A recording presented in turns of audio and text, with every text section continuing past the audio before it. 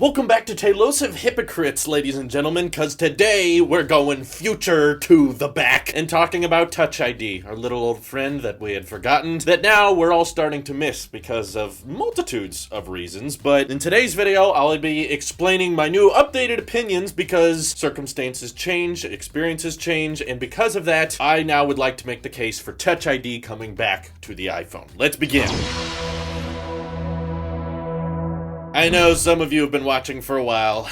We fought on this one quite a bit, didn't we? In prior years, there have been countless leaks and patents that just around the corner, Apple's gonna release an iPhone with Touch ID underneath the display. Some people tried to make the argument that they're doing this to save money. In reality, I really don't think it's much cheaper than Face ID. But also some people just flat out prefer Touch ID to Face ID and vice versa. I'm in that vice versa department because I was in love with Face ID the moment I used it for the first time. Ever since 2017, I preferred Face ID over Touch ID. It's especially better with logging in with passwords and stuff like that when you're able to just open an app and you don't have to rest your finger on some sensor. It just looks at you, and it's basically how humans recognize each other, right? We look at each other, yeah, look, that's Gary, still ugly. That's how Face ID works. That's why it feels so much natural. I don't stare at people's fingerprints to say, oh, is this really Gary? His thumbprint looks different today. And you know, we've seen some progress in the Android field. It's very common to see under-display fingerprint readers in today's smartphones, even affordable ones, but Apple hasn't pursued this very much, and it has a lot to do, I think, with simplicity, and for the longest time I was in favor of this. I'm okay with Apple just going all in on one biometric and not having two separate ones just for the sake of options, but there were so many circumstances where I thought Face ID was just objectively better, and yeah, there were a few times where Touch ID was more handy, but it wasn't going to be worth the extra manufacturing cost, the extra R&D that would go into the iPhone, because overall, it does mean there would be more parts and more things going into the phone, which could overall raise prices. I know we're all against that, but let me be clear, Apple's stock price has done nothing but go up since they unveiled the $1,000 Pro stand. Literally, look at June 2019. Okay, I think it's good for the stock. It worked, okay? But no, aside from that, there's a little bit of a going around right now. I don't know if you guys are aware of it, but check the news just once. You'll figure it out. If you're not a complete moronic idiot, you'll know that it's a real thing and not something made up by the government, unlike pigeons, which are completely fake. That's why we never see baby pigeons. But because of that, we're all taking precautions, the smart ones, and wearing masks when we go out in public. And we're often using our phones and stuff for checking off grocery lists or checking Twitter while your parents are catching up with an old friend they haven't talked to in 30 years, or while your wife is comparing different strawberry prices at the produce stand. All kinds of times we're using our phone, but we have our mask on in public. It would be somewhat helpful now to have that fingerprint reader back because Face ID is kind of having a hard time adapting with masks. All right, for the record, I have seen lots of people on Twitter talk about how, you know, Face ID is now working with their mask and other people saying it's not working, and some people saying they can set up an alternate appearance in the Face ID settings and have it work with the mask. But again, seeing some people say it's not working. So having a direct and clear response from Apple would be helpful. Maybe if it's just as simple as something like,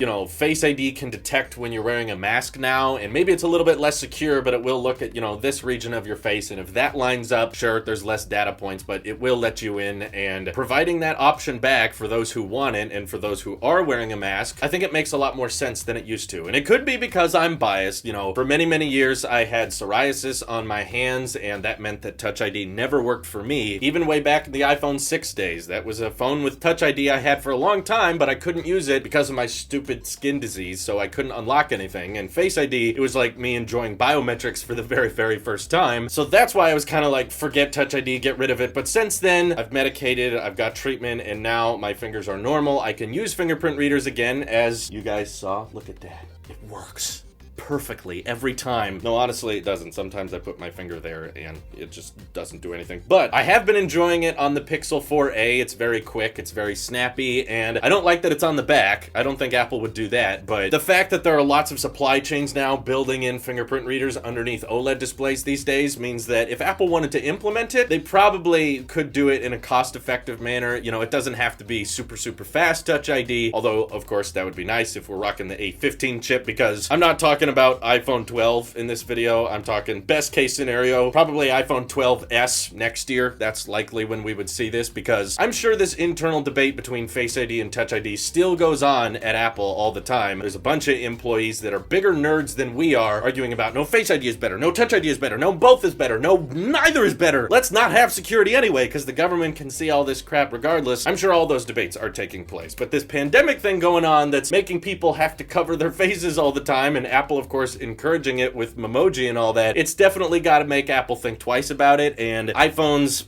in the first place are kind of running out of things to do anyway. You know, once we get past the point of 120 hertz and once we have super telephoto space zoom that can see the surface of Mars from the back of my moving truck, and you know, every phone has great cameras and every phone has a great display and small bezels and the notch is gone, what are they gonna do then, right? They're gonna need something to add, and I hate to break it to you, but this pandemic is likely not gonna be the last one. There's probably going to be more viruses in the future and more circumstances where people have to wear masks, and I'm acknowledging that, and I'm seeing that firsthand, and I guess that's why I was wrong before. And in previous videos, I've talked about why I think Face ID was the only biometric we needed. We don't need to go back on Touch ID, but now I think Apple should genuinely consider it, and I think that would be a great flagship feature for the next iPhone. iPhone 12 at this point, I feel like it's already out. I feel like we basically know everything at this point, so maybe 12s, that's the one that can have, you know, the LTPO, 120 hertz, maybe no port, which sucks, but at the same time, fingerprint reader built into the display, fix a couple of nitpicky problems people have with this year's iPhones, and yeah, that could help us with, you know, security, unlocking our phone, using Apple Pay and passwords, while at the same time staying safe with covering our mouth. I think it makes a whole lot of sense, but of course I could be wrong, so feel free to hit me up over on Twitter, join my Discord, let me know what you guys think about it over there. This is your Apple Sweep here. I'll see you guys in the next one.